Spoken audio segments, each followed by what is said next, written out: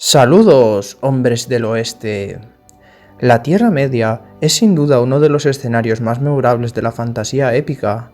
Un ancho mundo que se abrirá por primera vez para Frodo y sus compañeros hobbits en su aventura para destruir el Anillo Único, y donde quedarán cautivados por sus diversos paisajes y pueblos, en los que convivían el incierto presente, el esplendor perdido del pasado y el gran cambio del futuro. Hoy veremos 3 curiosidades sobre la Tierra Media.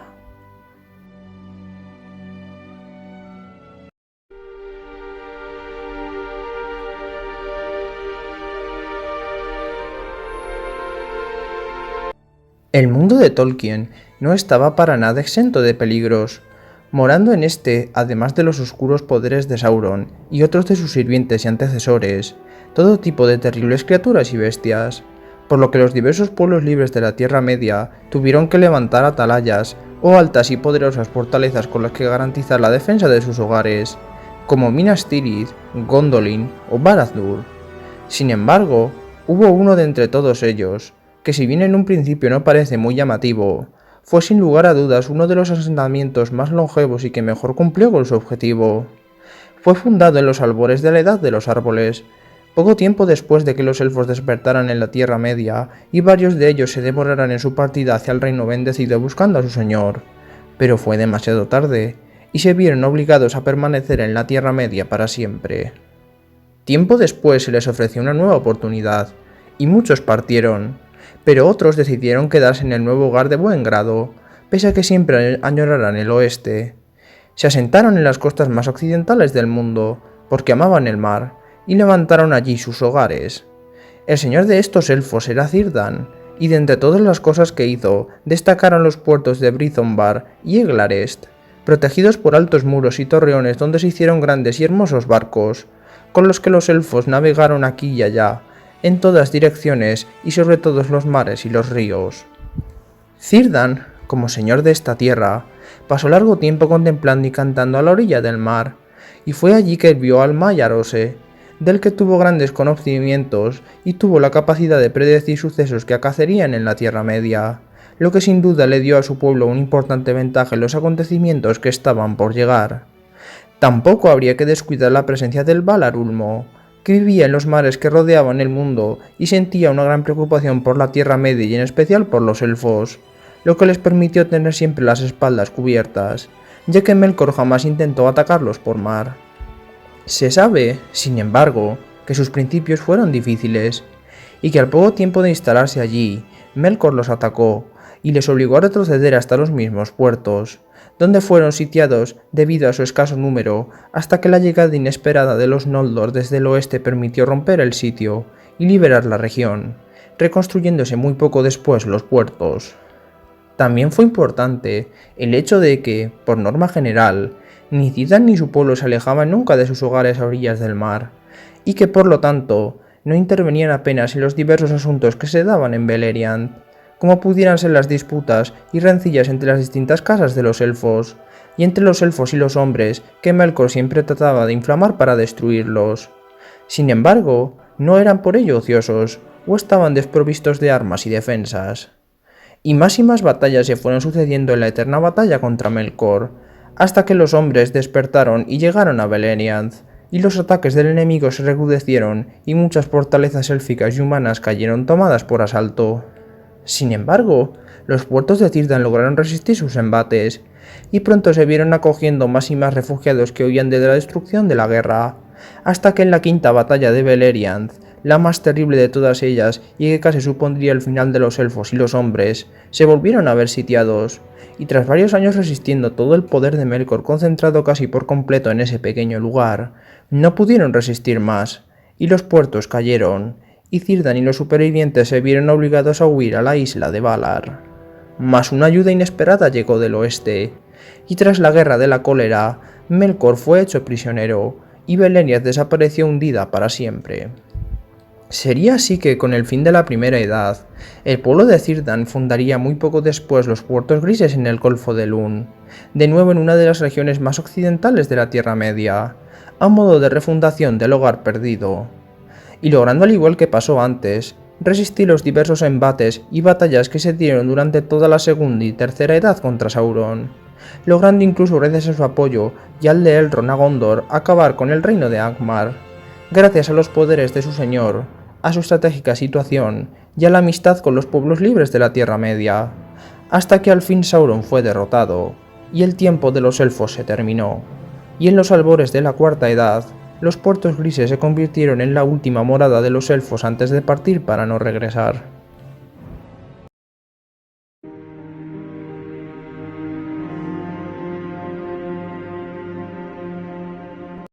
En el inicio del viaje de Frodo y los demás hobbits, saldrán de la comarca atravesando el Bosque Viejo. Hacía este de frontera en la parte oriental de la comarca para con el mundo exterior, y llevaba allí desde que los hobbits llegaran a ese pequeño rincón de la Tierra Media. Habían tenido los hobbits muchos problemas con este bosque, razón que explicaba que esa fuera la única frontera de la comarca que contaba con una modesta fortificación, conocida como la Cerca Alta. Pues ese bosque junto con Fangor era lo único que quedaba de los inmensos bosques que crecieron en la Edad de las Lámparas, cuando los Valar habitaron en la Tierra Media y dieron vida a muchas plantas y criaturas diversas. Sin embargo, cuando Melkor atacó y destruyó la luz, muchas de estas fueron corrompidas y se acabaron transformando en otra cosa. De aquí venían los Ucornos, que atacaron varias veces los Gamos y la Empalizada, razón por la que los hobbits sentían temor cada vez que alguien hablaba del bosque. Pero también había otras muchas criaturas de las que al parecer sospechaban los hobbits de su presencia, pero que no se llegan a ver, ni se nombran directamente ni aparecen en El Señor de los Anillos.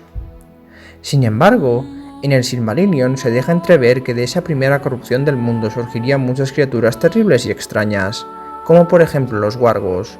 además de otras que desconocemos, pues no intervinieron ni los Valar, ni el propio Melkor o Sauron directamente, sino el largo tiempo que pasaron en la oscuridad. Aquí se vuelve de vital importancia la presencia de Tom Bombadil, un extraño personaje que vive en lo profundo del bosque, y que parece no temer a las trampas puestas por Sauron ni al propio Maiar, por lo que su razón de existencia debía de ser otra, seguramente la de mantener bajo control a estas misteriosas criaturas nacidas en la oscuridad del mundo, dentro de las fronteras de su país, como él lo llama. Quizá pudieran haber sido Maiars que se perdieran en la oscuridad, u otro tipo de espíritus que quedaron anclados a la propia Tierra Media, como la propia Valla de Oro, de la que se decía que vivía cerca del río Tornasauce con su madre. Y estos, al poder igual que los Valar modificar su aspecto más o menos a voluntad, adoptaron múltiples formas de temibles criaturas al corromperse y sentirse perdidos. Esto explicaría por qué ni los elfos ni los altos hombres en la cima de su poder habitaron esta zona más que en sus límites más despejados, y cómo Sauron actúa de manera indirecta mandando oscuros espíritus a la región, favoreciéndose, además, que la comarca sea más discreta. Pero no todo el bosque era malvado ni se encontraba invadido, porque también se contaba que se habían visto otras cosas, grandes árboles que andaban y que parecían tener forma humana. De hecho, más adelante y cuando Merry y Pippin hablan con Bárbol de las Ents mujeres, le contarán estos rumores, y Bárbol parecerá bastante intrigado, pidiéndole que si algún día volvieran a aventurarse en aquel lugar y vieran algo parecido con sus propios ojos, le mandaran noticias de inmediato.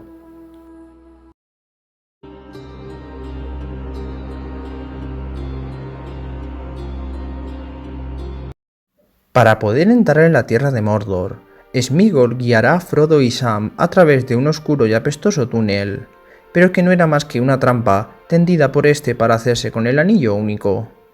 Allí, primero Frodo y luego Sam se encontrarán con la monstruosa criatura que allí moraba, ella la araña. Los hobbits no sabían mucho de ella, aunque parecía evidente que Sméagol la temía pese a haber conseguido ganarse su favor trayéndole presas frescas. De hecho, ni siquiera el propio Sauron tenía control sobre ella, pero se sentía satisfecho con su presencia en ese lugar, cerrando esa entrada a su reino. La razón de esto era que su madre se trataba nada menos que de un Goliant, uno de los primeros Maiars que fueron corrompidos por Melkor, y que adoptó la forma de una monstruosa araña, con un deseo irrefrenable de devorar todo tipo de luz para engordar su tamaño. Sería que con su ayuda, Melkor lograría llegar a Aman, y acabar con los dos árboles de luz que iluminaban el mundo, y que con tamaño manjar, un Goliant creció y creció en tamaño, llegando a asustar hasta el propio Melkor, logrando escapar envueltos en una profunda oscuridad que ninguno de los Valar fue capaz de rastrear. Una vez a salvo, Ungoliant exigiría de Melkor que le diera todo su botín, incluidos los Silmarils, y este último, al intentar negarse, se vio rodeado por las oscuras redes de Ungoliant, y ese pudo haber sido su final, de no ser porque sus alaridos de dolor llegaron hasta otros de sus sirvientes, los Balrogs, que lograron rechazar a la vil criatura con sus látigos y salvar a su señor. Tras aquella derrota, Ungoliant huyó a lo profundo de las montañas del terror, donde además de tratar de recuperar las fuerzas, engendró a una numerosa prole, y no servía ni a Melkor ni a ninguno de los otros Valar o Maiar que no fuera a sí misma, y su voraz apetito, acabando con cualquiera que se atreviera a internarse en aquel lugar. Así sería que nacería ella, la araña, que vivió en ese lugar durante toda la Primera Edad, mientras que su madre, desesperada en la búsqueda de alimento, erró por el mundo hasta que al fin, consumida por la locura de su insaciable apetito, acabó devorándose a sí misma, y murió.